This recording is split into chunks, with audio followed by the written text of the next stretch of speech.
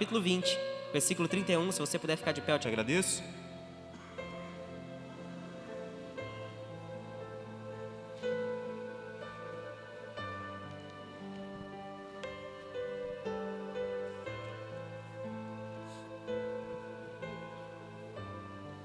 Hoje vamos finalizar a série de mensagens, as verdades do Evangelho. E hoje nós vamos falar sobre as verdades do Evangelho do livro de João. Então, João capítulo 20, versículo 31, é aquele que é considerado o texto ou versículo-chave do livro de João, que resume o propósito a qual escreveu esse livro. João 20, 31 diz assim: estes, porém, estão registrados para que vocês creiam que Jesus Cristo é o Filho de Deus, e para que, crendo nele, tenham vida pelo poder do seu nome. Você pode dizer comigo assim bem forte: se eu crer que Jesus Cristo é o Filho de Deus, eu terei sobre a minha vida o poder de Deus, diga, e terei vida abundante. Se assente glorificando a Jesus. Espírito Santo, fala conosco a liberdade e a legalidade para que o Senhor ministre o nosso coração. Vem com o teu Espírito Santo aqui trazer, ó Deus, o bálsamo, a correção, a direção, mas fala com liberdade a cada um de nós, em nome de Jesus Cristo. O livro de João é escrito pelo discípulo João, em um dos tempos de perseguição intensa ao cristianismo. Mas na época que João tem o propósito de escrever os relatos do ministério de Jesus, não era só a perseguição que estava acontecendo. Estava acontecendo um outro movimento para saber, e eles discutiam muito isso, se realmente Jesus Cristo era o Filho de Deus. João escreve, ou dá início, pelo menos, à escrita do livro do Evangelho de João, no ano 60, mais ou menos, depois de Cristo. E é bem ampla a data, porque não conseguiram firmar uma data. Então eles colocam a data de 60 depois de Cristo até 100 depois de Cristo. Então a gente vê que o livro de João, ele teve um período para ser escrito. Mas o que me chama a atenção é que, diferentemente de Mateus, Marcos e Lucas, que endereçaram os seus evangelhos a públicos-alvos, a um amigo, como foi o caso de Lucas, João escreve o seu evangelho com o propósito de enviá-lo à igreja. João se tornou pastor da igreja de Éfeso, a igreja que Paulo fundou, a igreja tão relevante no seu meio, que ao ponto dela estar em Éfeso, e o índice de adoração a ídolos, o paganismo na cidade, em 1 ano e meio depois que a igreja estava ali, Paulo estava, caiu grandemente. João foi pastor desta igreja. Então João escreve os relatos do seu livro, endereçado à igreja da época. João queria mostrar à igreja que já conhecia Jesus, que realmente ele era o Filho de Deus. Ele traz relatos da intimidade. É outra coisa que me chama a atenção sobre o livro de João. Mateus, Marcos e Lucas são escritos a partir de relatos ouvidos, histórias contadas. O livro de João é escrito de experiências particulares, experiências de intimidade.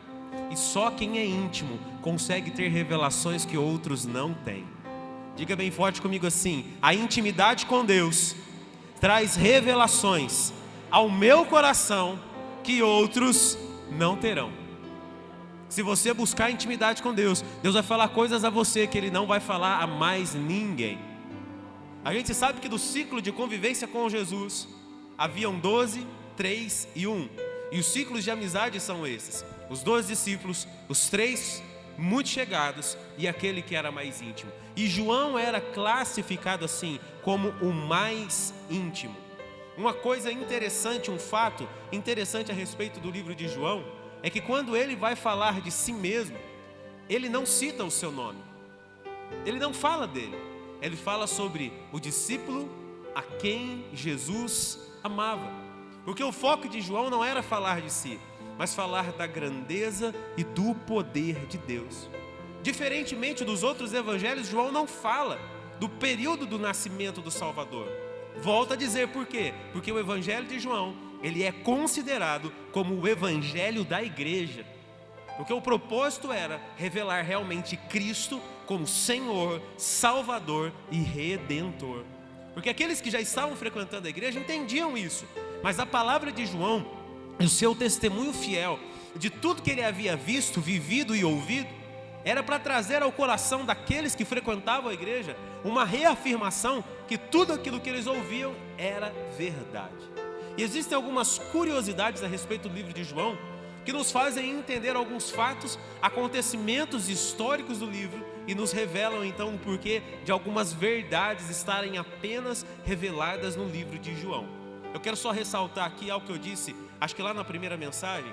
Por que o título da série de mensagens As Verdades do Evangelho?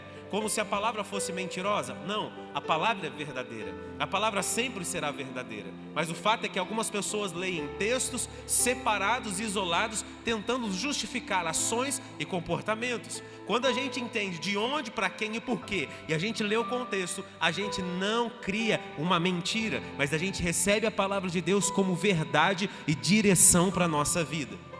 Amém? Então é por isso que é tão importante entender por quem foi escrito, para quem foi escrito, qual o propósito, em que contexto. Então vamos começar a falar algumas curiosidades aqui a respeito do livro de João, para você entender o propósito das verdades reveladas nesse livro. Primeiro, abra para mim em João 19, 25. Nós vamos ler 3 textos, um em João, um em Mateus, um em Marcos, que são textos que nós cruzamos eles, nós traçamos um paralelo entre eles para que haja um melhor entendimento. Vamos lá. Perto da cruz estavam, guarde aí, a mãe de Jesus. Quem que estava do lado dela? Não, vamos ler forte. Você está sem Bíblia, lê aqui, ó. Desliga o refletor para mim, acho que fica melhor. Alguém? O refletor para mim ali, faz favor. Acho que atrapalha um pouquinho ali, ó. Obrigado. Agora não vai ler mesmo.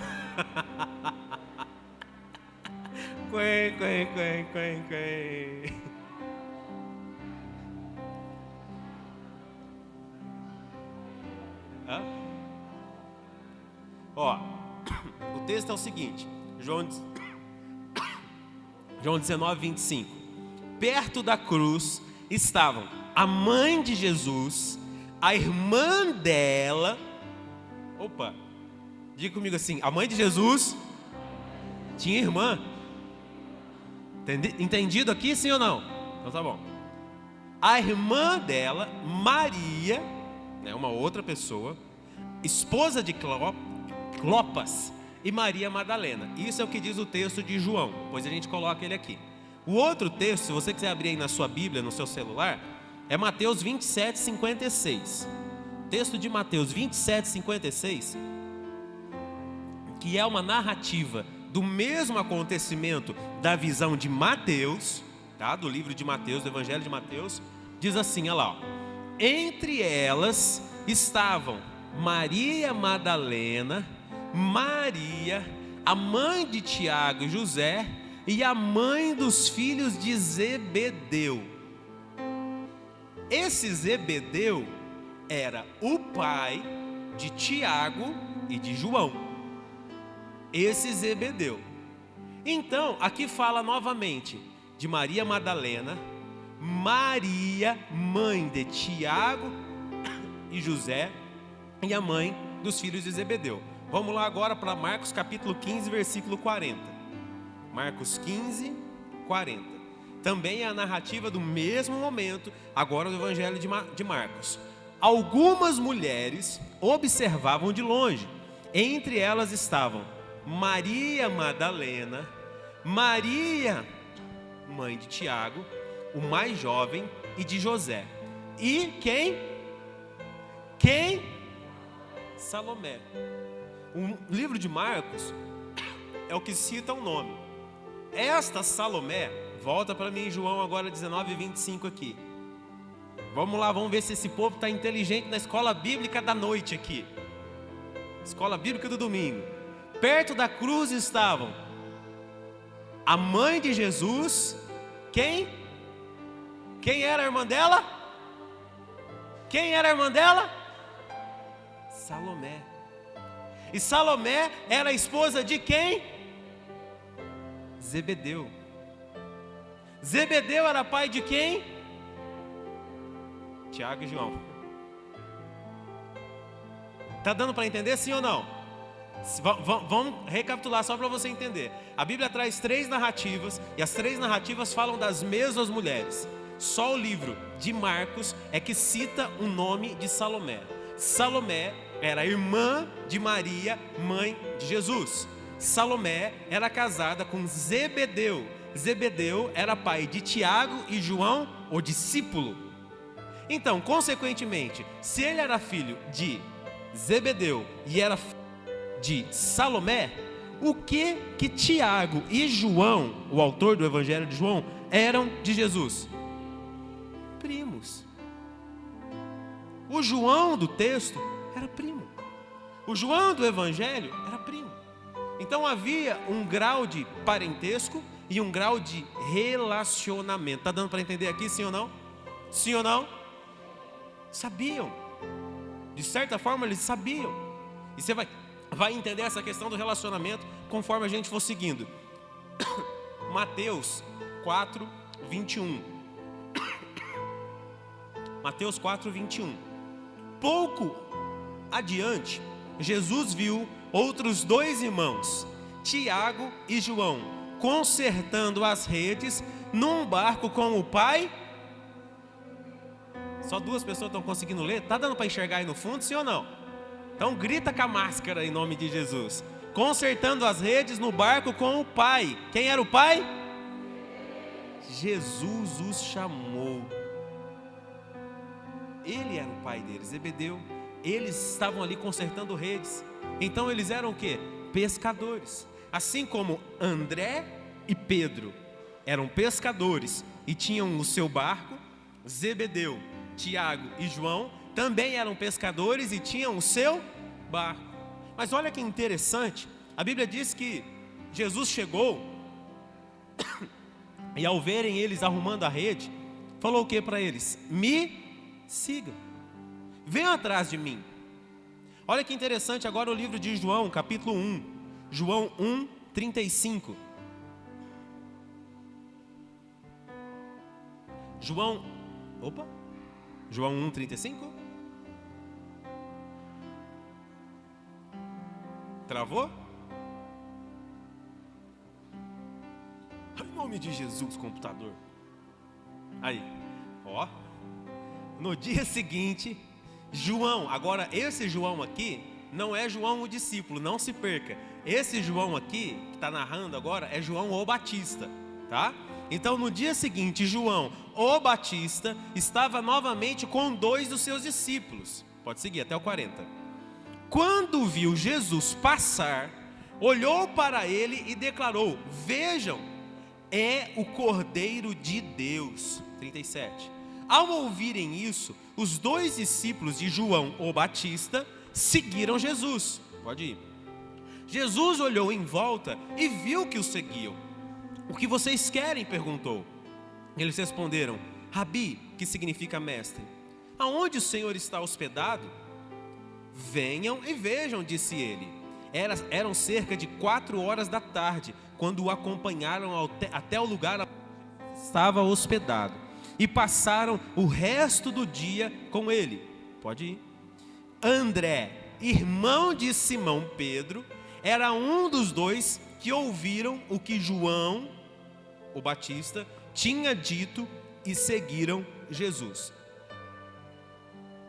Eu citei aqui que João, o discípulo, quando ele vai falar a respeito de si, ele tira o foco. Ele não cita o seu nome, ele não fala de si, porque o foco dele é Jesus. Tudo tudo se leva a crer que esse discípulo, que é omitido o seu nome no Evangelho de João, é o próprio João, o discípulo. Que antes de ser discípulo de Jesus, assim como André, irmão de Pedro, era discípulo de João Batista. Eram daqueles que estavam ali ouvindo os ensinamentos de João, que paravam para ouvir o ensinamento de João e que foram contagiados com um sentimento de que o Cristo viria. E esse momento foi tão intenso que quando João Batista ele disse: olhem, aquele é o Cordeiro que tira o pecado do mundo. Eles deixaram João e foram conversar com Jesus. Olha que experiência maravilhosa, narrada por João, o discípulo, que naquele momento, esses dois discípulos deixaram tudo, foram ao encontro de Jesus e tiveram uma tarde com o Mestre. Passaram da tarde até o final da noite ouvindo as palavras de Jesus. Jesus conversando com eles, falando a respeito da palavra, das coisas do reino de Deus. Imagina como é que o coração de André e de João ficou, porque eles voltaram para a sua vida, porque Jesus ainda não os havia chamado.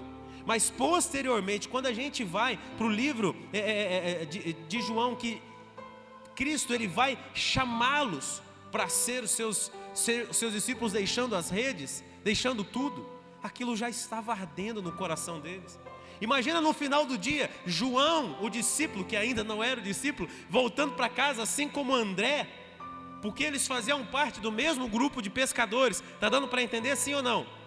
Imagina eles voltando à tarde para casa, dizendo assim: quem é esse homem? Que sabedoria que esse homem tem? Que palavra que esse homem tem? Imagina eles chegando em casa e contando: nós estávamos conversando com um mestre hoje, a qual João o Batista disse que ele é o Cristo, ele é o Cordeiro Santo de Deus. Imagina eles contando isso dentro de casa, eles contando isso para os irmãos, ele contando isso para a família. Quando Jesus chega na beirada do mar, vê os dois barcos, primeiro chama Pedro e André, eles prontamente deixam tudo e vão seguir Jesus. Posteriormente diz a Bíblia que ele viu outro barco, estavam nele Tiago, João e Zebedeu, o pai deles, mas ele chama Tiago e João, e naquele momento eles deixam tudo para seguir Jesus. Só consegue, é isso que eu quero que você comece a aprender comigo aqui, só consegue seguir Jesus aquele que tem relacionamento com ele. Quem tem relacionamento, quem tem o coração incendiado por Jesus, quem tem o coração tocado por ele, deixa tudo para obedecer e viver para honrar o nome de Jesus. O coração deles ardia, o coração deles queimava, e eles deixaram tudo para estar com Jesus. O contexto literal dos textos do Evangelho de João são lindos, porque boa parte, ou a maior parte dos relatos do Evangelho de João estão registrados somente em João, pela particularidade de detalhes que ele escreve o seu Evangelho. Dos 7 milagres relatados por João, 5 não foram escritos em nenhum outro evangelho. E há uma subdivisão de foco, de propósito do evangelho de João. O João 20, 31 que a gente leu é o texto áureo, é o texto chave, que diz sobre a vontade que ele tinha que as pessoas entendessem quem era Jesus, crendo nele, tivessem acesso à vida e o poder de Deus. Mas há uma subdivisão do Evangelho de João que nos traz uma clareza maior a respeito das verdades que eu vou compartilhar aqui para você. Primeiro delas, o foco do Evangelho de João é mostrar a divindade do Filho de Deus, que realmente ele era Deus, mas ele não teve por usurpação ser igual a Deus. Ele deixou o seu trono para vir ser homem e morrer no meu e no seu lugar. O segundo foco do Evangelho de João é mostrar a expiação de Cristo e a vida eterna que nós temos por essa expiação. Ou seja, o sacrifício que ele nos amou, que ele se entregou por nós, para que nós pudéssemos ter acesso à vida eterna. Outro foco é a apresentação do Espírito Santo de Deus, com a necessidade do novo nascimento. Sabe qual que é um detalhe muito especial a respeito do livro de João relacionado ao Espírito Santo? É a primeira vez que é citado o nome Paracleto, que é de amigo íntimo. Em nenhum outro evangelho o Espírito Santo é apresentado assim, apenas no evangelho de João. João apresenta a intimidade do relacionamento. Quem está entendendo isso, diga amém. João ele vai num nível mais profundo, e é isso que eu quero que você saia daqui com o seu coração ardendo. Eu preciso sair da razoalidade, eu preciso sair do nível raso, eu preciso mergulhar na presença, eu preciso ter vida com Deus, do momento que eu acordo pela manhã até o anoitecer, eu preciso ter vida com Deus. Eu vou resolver problema, eu vou trabalhar, vai cuidar de filho, vai estudar, vai fazer tudo, mas nós não vamos permitir que o nosso coração se desconecte da presença de Deus. Intimidade. Se eu posso dar um conselho para você, busque níveis de intimidade com Deus, assim como o teu corpo precisa da água e do alimento para sobreviver. Acredite, a tua vida espiritual precisa de intimidade, porque quando você perde intimidade com Deus, você vive no raso. Quando você vive no raso, você começa a ouvir muito burburinho daqui e de lá, você começa a ouvir muito as coisas que Satanás tenta jogar na sua mente. Quando você está na intimidade, quando você está no lugar secreto, nada daquilo que Satanás fale, nada daquilo que as pessoas falem, vai tirar você do foco. Busque intimidade. Busque esse nível mais profundo. E o último foco do livro de João é a importância de amar a Deus e amar o nosso próximo. João foi chamado de o discípulo do amor. Era natural que a sua palavra, os seus textos trouxessem essa necessidade da importância de amar a Deus e amar o próximo. João é o único que consegue registrar mais de 100 referências de Jesus ao Pai. Só consegue capturar detalhes quem vive na intimidade. João ele detalha o relacionamento de Jesus nessa terra com o Pai.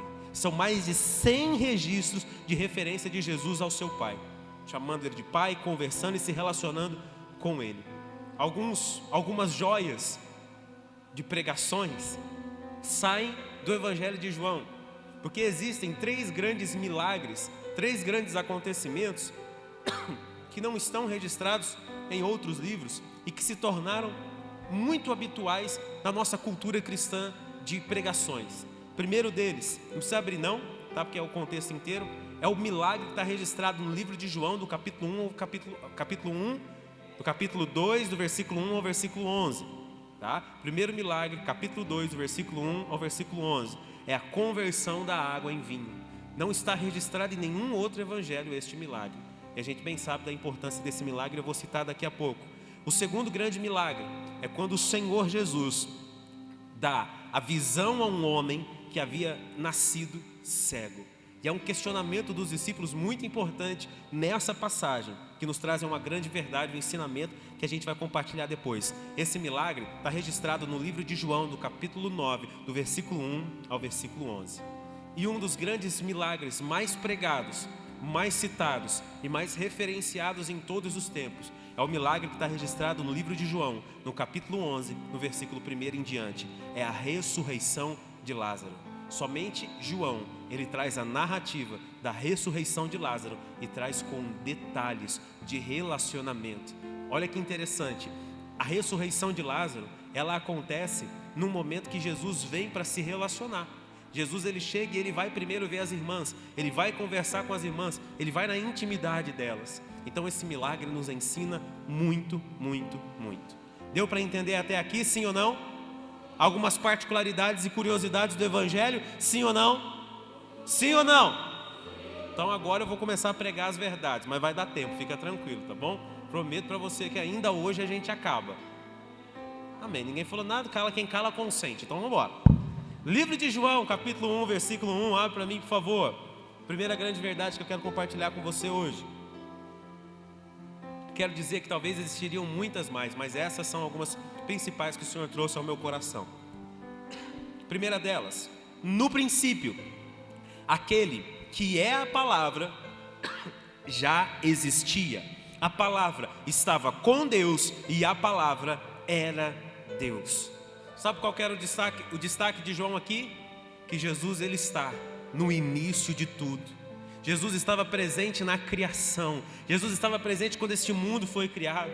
Sabe o que eu aprendo quando eu trago esse simples versículo para a minha vida? Que Jesus está presente em todos os momentos da minha e da sua história. Jesus ele não desistiu de nós, amém? Jesus nos escolheu, como a palavra nos ensina, lá o Pai nos escolheu no ventre de nossa mãe. Jesus estava conosco desde o momento do nosso nascimento. Jesus está com você do primeiro minuto, do primeiro segundo que você acorda até a hora que você vai deitar. Jesus participa ativamente da tua história. Olha para alguém e profetiza para essa pessoa dizendo assim: creia que Jesus está com você em todo o tempo. Tem crente para dar um aleluia aí ou não? Segunda verdade, João 1:3. João capítulo 1, versículo 3.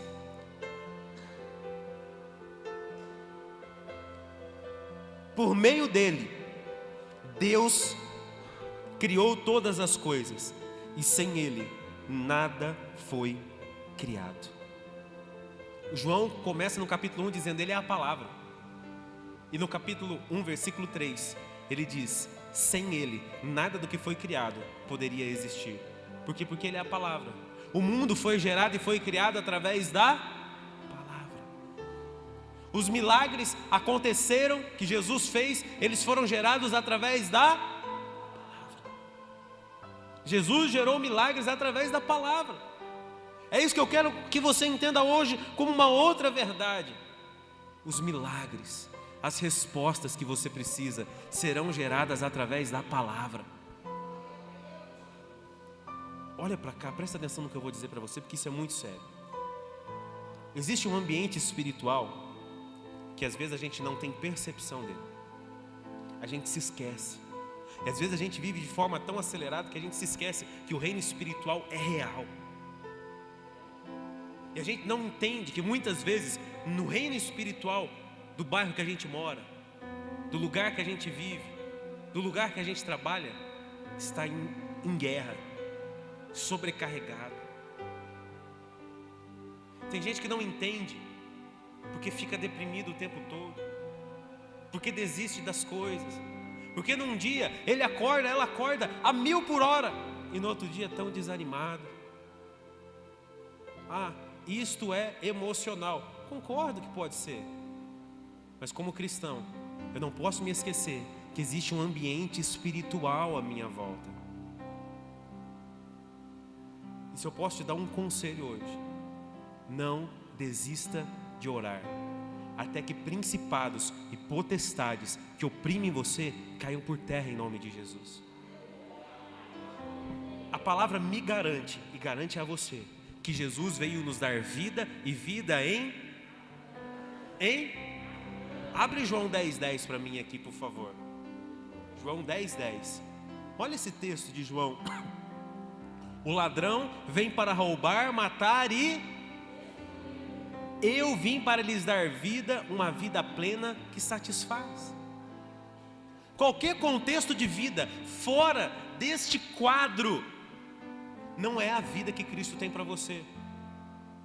Uma vida depressiva, amargurada, de reclamações, de dúvidas, de questionamentos, de infelicidade, não é o padrão que Jesus Cristo trouxe para você.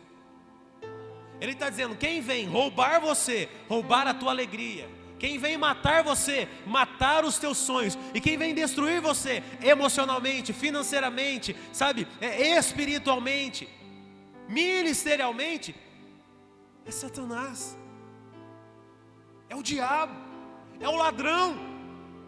Isso são palavras de Jesus. Você consegue compreender isso comigo aqui, amém? Ele está dizendo, ele veio fazer isso, mas Jesus está dizendo: eu vim dar para você, para nós, vida plena, que nos trará satisfação. Se você não tem prazer em algo, se o seu coração está amargurado, se você vive deprimido, se você vive questionando-se a respeito de muita coisa, irmão, tem algo que está fora do lugar. Tem alguma verdade que ainda não entrou aqui para se tornar realidade da nossa vida. Ele recebeu o poder, ele recebeu a autoridade. João capítulo 1, versículo 3 que a gente leu, João é categórico em dizer: sem ele, nada do que foi criado poderia ter sido criado. Nada iria existir sem Jesus. Você acha que Jesus não pode curar uma doença? Você acha que Jesus não pode mudar uma situação de um casamento? Você acha que Jesus não pode? Ele pode todas as coisas. Por que às vezes a gente não acessa? Por que a gente não desfruta? Porque a gente desiste. A primeira coisa que a gente faz é deixar de orar, é deixar de clamar, é deixar de buscar, é deixar de profetizar. Então escute, a palavra de Deus diz assim, que aquele que planta a semente, muitas vezes vai plantar a semente chorando, com dores, muitas vezes olhando dizendo como é difícil plantar a semente. Mas chegará o tempo que aquele que plantou a semente, aquele que cuidou da terra, vai voltar, e diz a Bíblia, com os seus molhos, sorrindo, alegre. Vai ter tempo de alegria, vai ter tempo de paz. Mas não desiste de orar. Não desiste da presença. Não deixa que a sua mente se esqueça de que você serve o Filho de Deus, de que sem Ele nada poderia ter sido criado. E Ele diz para você que o que Ele tem para você é uma vida abundante, plena e satisfatória. Livro de João, capítulo 2, versículo 7. Por favor. Livro de João, capítulo 2, versículo 7. Jesus disse aos empregados: encham os potes com água. Quando os potes estavam cheios, disse: agora tirem um pouco e levem ao mestre de cerimônias. Os empregados seguiram as suas instruções. O mestre de cerimônias provou a água transformada em vinho, sem conhecer sua procedência, embora os empregados obviamente soubessem. Então chamou o noivo e disse: o anfitrião sempre serve o melhor vinho primeiro, disse ele. Depois que todos já beberam bastante, serve o vinho de menor qualidade. Mas você guardou o melhor vinho até agora. A palavra de Deus nos ensina que melhor do que o início das coisas é o fim delas. Melhor do que a forma que você começa ou a forma que você caminha é o fim das coisas. Pergunta para alguém assim: como está a sua vida, irmão? Pergunta para alguém, fala: como é que está a sua vida, irmão? Está tudo bem? Obrigado, querido. Ô pastor, já pensei em fechar a empresa 5 vezes. Pastor, eu já pensei em apertar o pescoço do meu marido até ele ficar roxo, umas 10 vezes só essa semana. Pastor, o negócio está feio. Pastor, o negócio está difícil. Pastor, eu não sei de onde vem tanto problema. Eu não sei de onde vem tanta dificuldade. Faz parte da caminhada, do processo. Essa semana o Senhor me levou a escrever um texto bem curtinho, que falava a respeito de que até as pessoas difíceis são enviadas por Deus para a sua vida com um propósito. As situações mais difíceis na sua vida servem para um propósito. Quando o vinho iria acabar neste casamento, não era só uma bebida que estava acabando.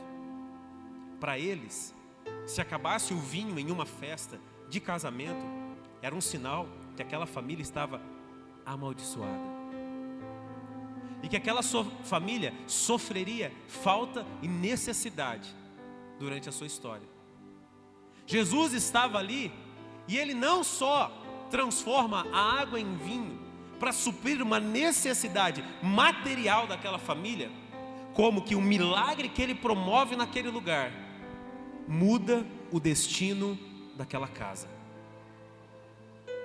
O que estava no final para dar errado, o que parecia que ia ser o fim, foi a oportunidade de Cristo operar um milagre e dar um novo propósito àquela família.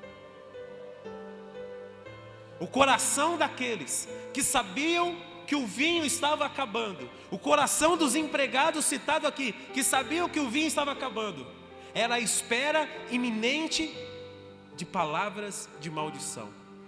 Mas aqueles que esperavam o pior, aqueles que só viam o fim, quando entregaram a Jesus algo e obedeceram a sua palavra, tiveram o melhor de volta.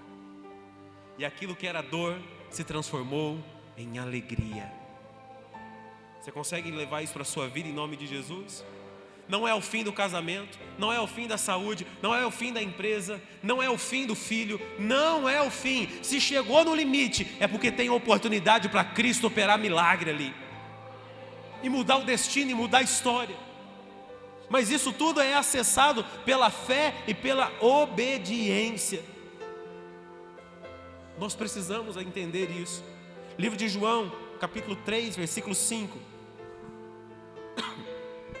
João 3, capítulo 5 diz assim: Jesus, vou lendo aqui. Jesus respondeu: eu lhes digo a verdade, ninguém pode entrar no reino de Deus sem nascer da água e do Espírito. Diga comigo assim: o nascimento deve ser da água e do Espírito. Tem muita gente que nasceu da água, mas ainda não nasceu do Espírito. Tem muita gente que confessou Jesus publicamente, mas ainda não nasceu do Espírito. É duro falar, é pior ouvir, mas é verdade. Sabe quais são as características de alguém que não nasce do Espírito? Inveja, maledicência, falta de compromisso, irresponsabilidade, níveis de reclamação altíssimos. São marcas de alguém que não nasceu do Espírito. Falta de entendimento dos acontecimentos, falta de compreensão da palavra, falta de fé. Porque a palavra do Senhor me ensina que só consegue discernir as coisas do Espírito aquele que é espiritual. Por isso, ao falar com Nicodemos nesse texto, Jesus ele diz a ele: para entrar no reino do céu, você tem que nascer da água. Porque o nascer da água é um testemunho público de que você está dizendo: morri para o mundo e vivo para Cristo. E nascer do Espírito é a transformação necessária para você ter acesso às coisas espirituais. Quem entende isso, diga amém. Meu questionamento a você é: será que nós fazemos parte do grupo que nasceu da água e do Espírito? Ou será que nós estamos no meio termo? Só nasci da água, mas está faltando muito do Espírito. Quero só deixar uma coisa bem clara: nascer do Espírito não é exercício ministerial, viu? Porque o que eu vou dizer é forte, mas é verdade. Porque o que deve ter de pastor, de ministro, de gente usando o púlpito, que só nasceu da água e não nasceu nada do Espírito, está assim, ó. Assim. Porque não teve transformação, porque não foi tocado pelo Espírito Santo, porque não sabe o que é perdão, porque não sabe o que é relacionamento, porque não sabe o que é obediência, porque não sabe o que é aliança, não sabe o que é temor. Que a gente possa nascer da água e do Espírito, em nome de Jesus Cristo, amém? João 4,13.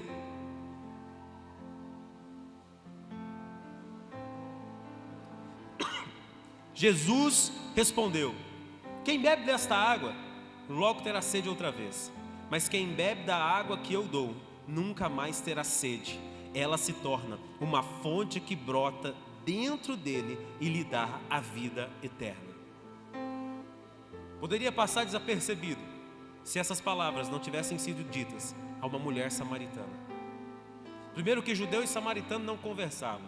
Já não era comum um homem dirigir-se a uma mulher sem que o outro estivesse perto. Mais incomum ainda era um homem dirigir-se a uma mulher de outra cultura. E Jesus vê uma samaritana tirando água do poço, chega para ela, diz para ela: me dá um pouco de água. O primeiro questionamento daquela mulher é dizer assim: mas o senhor está falando comigo? O senhor é judeu, eu sou samaritana. Os nossos povos não se batem, a gente não tem relacionamento. E Jesus responde para ela o que? Se você soubesse quem está pedindo água para você, você que pediria água para mim. Porque a água que eu tenho é diferente dessa. Porque quem beber da água que você está tirando vai ter sede, mas quem beber da água que eu der, nunca mais terá sede. Do que Jesus está falando para aquela mulher? De coisas naturais ou espirituais? Espirituais. Ele está dizendo: aquele que se alimenta da água que eu tenho, aquele que bebe da fonte que eu posso dar a ele, e que essa fonte que vai ser eterna, jorrando constantemente nele, vai impedir que ele volte a ter sede das coisas naturais. Entenda, nós vivemos num mundo natural. Nós trabalhamos em um processo social, cultural, natural do processo da nossa vida. A gente tem que trabalhar, a gente tem que pagar conta, a gente tem que fazer tudo isso. Mas o que Jesus está dizendo aqui é o seguinte: aquele que beber da água que eu der, ainda que tenha que viver nesse mundo, ainda que tenha que trabalhar nesse mundo, ainda que tenha que frequentar esse mundo, nunca mais vai ter sede das coisas desse mundo, porque ele vai ter sede daquilo que eu tenho para ele. Mas tem que provar. Eu quero que você se questione: qual tipo de água tem jorrado dentro de você? Porque se for a água do Espírito, você não tem desejo mais do pecado. Se for a água de Jesus, você não tem desejo mais daquilo que te descaracteriza. Você não tem desejo mais pelo vício, você rejeita isso. Ainda que a tua carne tente você, ainda que Satanás tente você, você vai dizer: isso já não me cabe mais, isso já não me serve mais. Eu tenho uma outra vida em Cristo Jesus. Quem entendeu isso, diga amém. Livro de João, capítulo 5, versículo 24.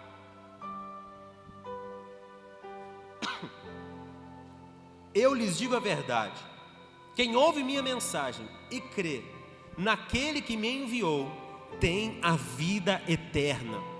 Jamais será condenado, mas já passou da morte para a vida. Sabe o que Jesus está fazendo aqui? Uma declaração de poder. Que a palavra pregada por Ele, que a palavra ministrada por Ele, tem poder para transformar completamente a vida de alguém. Porque Ele está dizendo assim: aquele que crê na palavra que eu estou pregando, consequentemente crê no Deus da palavra que eu estou pregando, deixou a morte e já está vivo, está ansiando e desejando pela vida eterna. Ainda que o meu corpo físico venha perecer, venha morrer, a minha alma espera ansiosamente a vida eterna nele. É poder, é autoridade em Jesus. Nós vamos entender que Ele tem todo o poder. Livro de João, capítulo 8. Deixa eu correr que a hora já explodiu. João 8, 10, versículo 10. Então Jesus se levantou de novo e disse à mulher: onde estão os teus acusadores? Nenhum deles a condenou? Não, Senhor, respondeu ela. E Jesus disse: eu também não a condeno. Vá e não peques mais. A história da mulher adúltera perdoada por Jesus não é a história só do perdão de um pecado, mas é a história da possibilidade de um novo começo. Olha para alguém e diz para essa pessoa assim: olha, que se você crer em Jesus, você terá, sempre que precisar, um novo começo. Amém? Ele dá um novo começo para ela, Ele perdoa ela, Ele dá a chance dela recomeçar. Em Cristo Jesus nós temos acesso a esse novo começo. Nós temos oportunidade de ter acesso a esse novo de Deus. Nós podemos viver e desfrutar daquilo que Ele tem para nós. Ele muda a nossa história. Livro de João, capítulo 11, versículo 43. João 11, 43 diz assim: então Jesus gritou: Lázaro, venha para fora. E o morto saiu, com as mãos e com os pés presos, com faixas e o rosto envolto num pano. Jesus disse: desamarrem as faixas e deixem-no ir. Jesus chegou num pior momento da dor, 4 dias depois da morte, enquanto todo mundo estava achando que era o fim, Jesus veio e deu um novo começo. Quem está entendendo, diga amém. Acabou, não tem mais nada. Jesus veio e deu um novo começo. Lázaro morreu de novo? Claro que morreu de novo. Quantos anos Lázaro viveu? Não sei. Mais 10, mais 15, mais 20? Não sei. Mas com certeza a oportunidade de viver novamente transformou aquilo que Lázaro entendia como vida. Com certeza ele amou mais, ele perdoou mais, ele serviu mais, porque ele teve a oportunidade de viver uma nova história. Cristo está falando no seu coração hoje. Se desligue daquilo que morreu. Porque lá atrás me maltrataram, lá atrás me abusaram, lá atrás, irmão, isso são dores que ninguém vai negar. Lá atrás me traíram, lá atrás me abandonaram, lá atrás me espancaram, lá atrás fizeram isso. Irmão, isso são dores, irmã, isso são dores que ninguém vai negar, mas são dores que foram curadas por Jesus. Toda vez que você volta a remoer isso, é como se você estivesse dizendo: Jesus, não foi suficiente. O que o Senhor faz não é o suficiente. Você tem que olhar para tudo isso e dizer: isso não me afeta mais, isso não me machuca mais, porque eu já recebi cura e eu posso viver nele um novo começo. Você acha que Lázaro, depois da ressurreição, nunca mais teve dor? Nunca mais machucou o dedo? Nunca mais cortou a pele? Claro que sim. Mas ele aproveitou, isso eu tenho certeza, cada oportunidade da sua vida. João 15, 1. Estou acabando, irmão, segura aí. João 15, 1 diz assim: eu sou a videira verdadeira, meu pai é o lavrador. Todo ramo que estando em mim não dá fruto, ele corta. Todo ramo que dá fruto, ele poda para que produza ainda mais. Quantos aqui já tiveram a sensação assim: mas eu estou fazendo tudo certo, eu estou sendo obediente, eu estou indo na igreja, eu estou exercitando meu ministério, eu estou sendo dizimista, eu estou sendo ofertante, eu estou fazendo tudo certo. Por que ainda não está frutificando do jeito que eu queria? Por que isso deu errado? Por que o carro quebrou? Por que e assim por diante, tantas e tantas coisas? Porque às vezes Jesus sabe a tua capacidade e o teu potencial de frutificar. Ele deu só uma podadinha em você, para que você possa voltar com mais força ainda.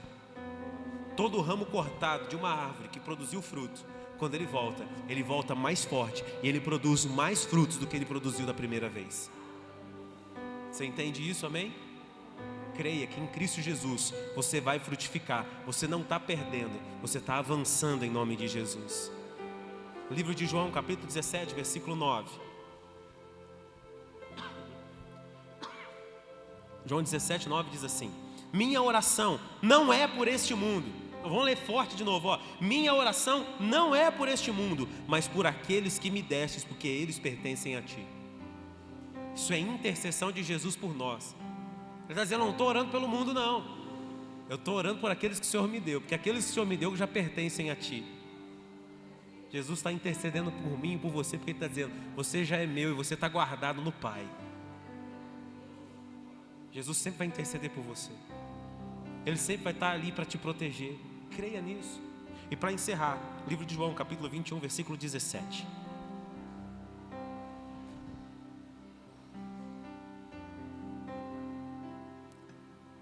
Pela terceira vez, ele perguntou: Simão, filho de João, você me ama? Pedro ficou triste, porque Jesus fez a pergunta pela terceira vez e disse: o Senhor sabe todas as coisas, sabe que eu amo. Jesus disse: então alimente minhas ovelhas. Pedro ficou tristinho, bicudinho, como muitos de nós ficamos tristinhos e bicudinhos quando não acontece do jeito que a gente quer. Talvez Pedro estivesse esperando que Jesus fizesse festa para ele. Pedrão, cuida da minha igreja. Jesus vai na ferida dele. Jesus vai naquilo que mais talvez Pedro tinha como questionamento: por que eu fiz isso com o mestre? Por que eu neguei o mestre? Jesus pergunta uma, duas, e na terceira vez aquilo dói tanto no coração de Pedro que ele se entristece.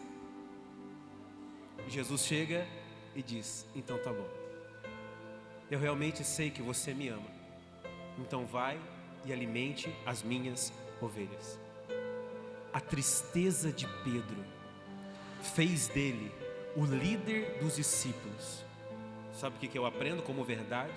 Talvez as tuas maiores tristezas, os teus maiores questionamentos, as tuas maiores dores vão te promover para um nível que você ainda não conseguiu imaginar. Vão te levar para um nível de milagre, um nível de sobrenatural, a qual a tua mente foi incapaz de processar. Porque Deus sabe do teu potencial, da tua capacidade, mas se for preciso, Ele moe você, Ele cura você para promover você. Pedro saiu dali como o líder dos discípulos. Creia que os dias de maiores dores, de maiores dificuldades, Deus vai vir, vai curar você, para que o nome dele seja glorificado através da sua vida. Amém? Em nome de Jesus.